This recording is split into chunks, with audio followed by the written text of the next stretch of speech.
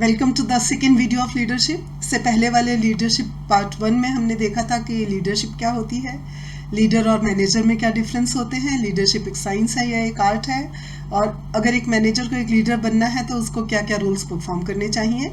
ये सब हम अपने पार्ट 1 वीडियो में देख चुके हैं। पार्ट 2 में आज हम डिस्कस करेंगे लीडरशिप थ्योरीज को, कि किस किस तरह की लीडरशिप थ्योरीज हैं और हम उन्हें किस तरह से ऑर्गेनाइजेशन में यूज़ करते हैं। तो चलिए चलते हैं स्लाइड्स की तरफ। तो अब हम समझेंगे लीडरशिप थ्योरीज को।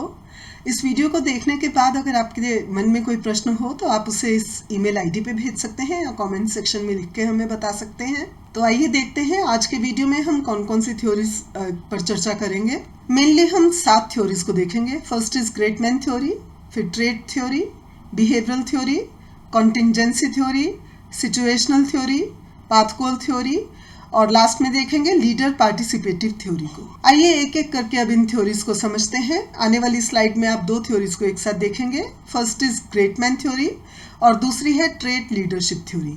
इन दोनों में एक चीज कॉमन है, इसीलिए हमने इन दोनों थ्योरीज को एक स्लाइड पे लिया है। वो कॉमन चीज क्या है? ग्रेट मैन थ्योरी कहती है लीडर्स आर बॉर्न, और ट्रेड लीडरशिप थ्योरी कहती है leaders are born with traits. तो इसमें एक चीज कॉमन है, leaders are born, they are not trained. Great man theory कहती है कि ग्रेट लोग पैदा होते हैं, जब भी सोसाइटी को, समाज को जरूरत पड़ती है वो एक लीडर की तरह एक्ट करते हैं।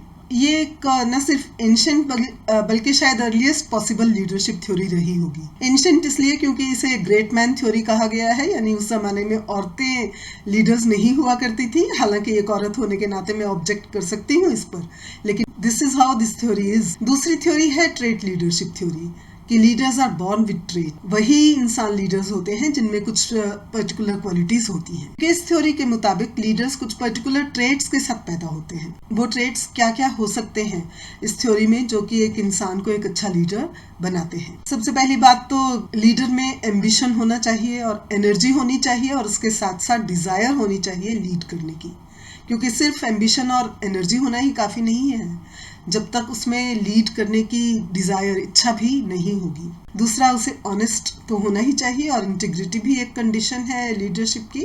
लीडरशिप थ्योरी ये भी कहती है कि उसमें इंटेलिजेंस होनी चाहिए, और अगर बहुत ज्यादा इंटेलिजेंट ना भी हो तो भी उसमें जॉब रेलेवेंट नॉलेज तो होनी ही चाहिए, जो कि किसी पर्टिकुलर गोल की अचीवमेंट के लिए जरूरी है। तीसरी थ्योरी है बिहेवियरल थ्योरी। ये थ्योरी पहली दोनों थ्योरीज से जरा हटके है। पहली दोनों थ्योरीज ने हमें क्या कहा था? लीडर्स आर बॉर्न, और ये थ्योरी कहती है लीडर्स कैन बी ट्रेन्ड। अब इसमें क्या होता है, बिहेवियरल थ्योरी में थोड़ा सा शिफ्ट आ गया है कि हम लीडर की क्वालिटीज नहीं देख रहे, हम उसका बिहेवियर भी देख रहे हैं कि वो उन क्वालिटीज को कैसे यूज कर रहा है, और उन क्वालिटीज को यूज करते हुए कैसे अपने फॉलोअर्स के साथ या फॉलोअर्स के एक्सटर्नल एनवायरनमेंट के साथ वो बिहेव कर रहा है। और ये एक ऐसी थ्योरी है जो आज भी सबसे ज्यादा पॉपुलर रही है। पास्ट में भी काफी लीडर्स ने इस बिहेवियरल थ्योरी को यूज किया है, क्योंकि उन्होंने अपने करिश्मा को यूज करते हुए फॉलोअर्स को इन्फ्लुएंस किया है। बिहेवियरल थ्योरी में लीडर्स का बिहेवियर अपने सबऑर्डिनेट्स के साथ कैसा होना चाहिए, इसको समझने के लिए हम इस स्लाइड को देखते हैं कि लीडर को हमेशा टास्क को रैशनली असाइन करना चाहिए, अथॉरिटी भी देनी चाहिए और रिस्पॉन्सिबिलिटी भी देनी चाहिए अपने फॉलोअर्स को, और फॉलोअर्स के साथ डिसीजन मेकिंग में थोड़ा सा उनका भी पार्टिसिपेशन लेना चाहिए, ताकि फॉलोअर्स के साथ एक अच्छा रैपर डेवलप हो जाए। ट्रस्ट होना चाहिए फॉलोअर्स को अपने लीडर में, ऐसा उसका बिहेवियर हो। और अगर कोई मिस्टेक हो जाती है इस पूरे चेंज के प्रोसेस में, तो मिस्टेक्स की जिम्मेदारी अपने ऊपर लेने की क्षमता भी लीडर में होनी चाहिए। और उसके साथ साथ सुपरविजन तो एक लीडर को करते ही रहना चाहिए कि उसके सबऑर्डिनेट्स क्या कर रहे हैं, उसके फॉलोअर्स ऑब्जेक्टिव की डायरेक्शन में ही काम कर रहे हैं, कहीं भटक तो नहीं गए। और दूसरा, उसका बिहेवियर ऐसा होना चाहिए जिससे लोग डेवलप हो सके, और वो हमेशा एक्सेसिबल होना चाहिए। ये नहीं है कि लोग उसको मिलने की कोशिश कर रहे हैं और वो अवेलेबल ही नहीं है। और परफॉर्मेंस रिव्यू उसे अपना भी करते रहना चाहिए, और अपने फॉलोअर्स का परफॉर्मेंस भी उसे रिव्यू करते रहना चाहिए, और उसे खुद भी मोटिवेटेड रहना चाहिए और अपने फॉलोअर्स को भी मोटिवेटेड रखना चाहिए। और जब भी जरूरत हो, एप्रोप्रिएट एप्रिसिएशन से उनका हौसला भी बढ़ाना चाहिए। कभी कभी ऐसा भी होता है कि लीडर को फॉलोअर्स को क्रिटिसाइज करना पड़ता है, लेकिन तब भी उसे हमेशा कंस्ट्रक्टिव क्रिटिसिज्म ही देना चाहिए, यानी उसे ऐसा क्रिटिसिज्म देना चाहिए जिससे कि काम करने का जो जोश है फॉलोअर्स में वो कम ना हो जाए। इमोशनल इंटेलिजेंस उसमें हमेशा होनी चाहिए। ये बिहेवियरल थ्योरी कहती है कि लीडर के बिहेवियर में हमें ये सब साइंस दिखने चाहिए, तभी हम कहेंगे कि वो एक अच्छा लीडर है। नेक्स्ट थ्योरी है कॉन्टिंजेंसी थ्योरी। कॉन्टिंजेंसी थ्योरी इन तीनों थ्योरीज को खारिज करती है। वो कहती है कि ऐसा कोई पर्टिकुलर वे और स्टाइल है ही नहीं है कि जो कि हर सिचुएशन पे एप्लीकेबल, यानी हर सिचुएशन के हिसाब से लीडरशिप अलग अलग तरह की हो सकती है। ये कॉन्टिंजेंसी थ्योरी का कहना है। और वो थ्योरी ये भी कहती है कि लीडर मस्ट चूज कि राइट कोर्स ऑफ एक्शन क्या होगा किसी एक पर्टिकुलर सिचुएशन में। तो वो इसका एक प्रोसेस भी देते हैं। कॉन्टिंजेंसी थ्योरी का एक सिंपल प्रोसेस है कि सबसे पहले लीडर का लीडरशिप स्टाइल आइडेंटिफाई करो कि वो ऑर्डर्स देने वाला है या वो पार्टिसिपेशन से काम करने वाला है या वो सब कुछ फॉलोअर्स पे छोड़ने वाला है। और उसके बाद अपनी सिचुएशन को समझो कि लीडर मेंबर्स में रिलेशनशिप कैसा है, जो काम उनको मिला है वो कैसा है, पोजीशन पावर कैसी है। जब लीडरशिप स्टाइल और सिचुएशन को हम समझ जाएंगे तो इन दोनों को अच्छी तरह से मैच करना, ये होता है कॉन्टिंजेंसी लीडरशिप थ्योरी कि किस सिचुएशन में क्या करना चाहिए ये समझ के लीडरशिप करना। कॉन्टिंजेंसी थ्योरी भी एक बहुत पॉपुलर लीडरशिप थ्योरी रही है और आज तक इस्तेमाल में आ रही है। इसे हम एक डायग्राम की मदद से भी समझ सकते हैं। ये डायग्राम हमें सबसे पहले तो ये बताता है कि लीडरशिप कभी भी गुड या बैड नहीं होती। लीडरशिप अच्छी बुरी ना होकर केवल इफेक्टिव प्रभावी लीडरशिप हो सकती है। और ये लीडरशिप नीड की तरफ इशारा करती है कि किस चीज़ की हमें कब ज़रूरत पड़ती है और किन दो चीज़ों पे ये नीड डिपेंड करती है, कॉन्टेक्स्ट और बिहेवियर। बिहेवियर यानी लीडरशिप स्टाइल और कॉन्टेक्स्ट यानी सिचुएशन। तो किस सिचुएशन में किस लीडरशिप स्टाइल को यूज़ किया जाना चाहिए, उसी से हम इफेक्टिव लीडरशिप की तरफ बढ़ सकते हैं। ये हमें इस डायग्राम से समझना चाहिए। नेक्स्ट है सिचुएशनल लीडरशिप थ्योरी। ये थ्योरी भी बहुत कुछ सिमिलर है कि different situations demand different styles of leadership and decision making. अब यहाँ हम डिसीजन मेकिंग की बात भी कर रहे हैं कि डिसीजन कौन ले रहा है। कई बार क्या होता है कि डिसीजन सिर्फ लीडर ले रहा होता है, कई बार लीडर और फॉलोअर मिलकर डिसीजन ले रहे होते हैं, और कई बार डिसीजन मेकिंग सिर्फ फॉलोअर्स के हाथ में होती है, लीडर सिर्फ उन्हें सपोर्ट करता है। तो लीडर्स को क्या करना चाहिए कि सिचुएशन को समझना चाहिए और उसके हिसाब से कौन सा स्टाइल ऑटोक्रेटिक, डेमोक्रेटिक या लेसिस फायर ठीक रहेगा ये समझ के और अपना लीडरशिप स्टाइल अपनाना चाहिए। किस तरह की सिचुएशंस किसी लीडर के सामने हो सकती हैं?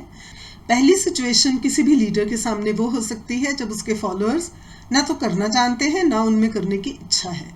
दूसरी सिचुएशन हो सकती है कि जब वो करना तो चाहते हैं लेकिन उन्हें आता नहीं है, that means unable and willing. Third situation हो सकती है उन्हें करना तो आता है पर करने की इच्छा नहीं है, that is able and unwilling. Last situation हो सकती है जब वो एबल तो है और विलिंग भी है, यानी वो करना भी जानते हैं और करना चाहते भी हैं। तो इन तरह की चार अलग अलग सिचुएशंस में क्या लीडरशिप स्टाइल होना चाहिए, ये हमें सिचुएशनल लीडरशिप थ्योरी बताती है।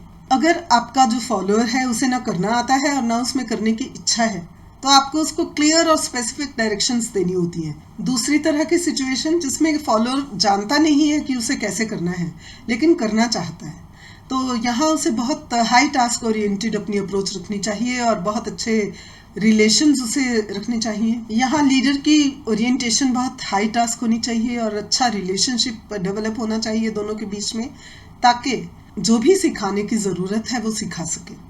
करना तो वो पहले से ही चाहता है, सिर्फ उसे ये नहीं पता क्या और कैसे करना है, तो वो सिखाना यहाँ लीडर का काम रहेगा।